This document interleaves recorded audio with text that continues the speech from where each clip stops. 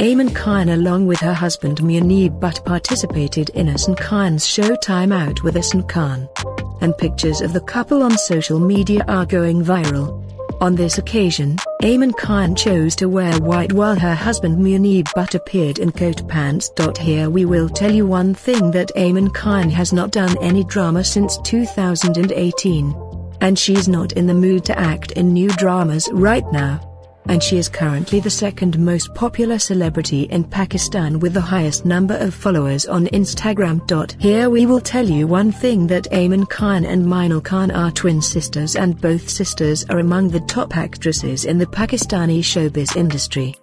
The two sisters also launched their own online clothing brand at the age of just 21, which is managed by their younger brother. And these two sisters do their own brand photo shoot. But in today's article, we will see that Aiman Khan participated in a program of a private TV channel after a long time.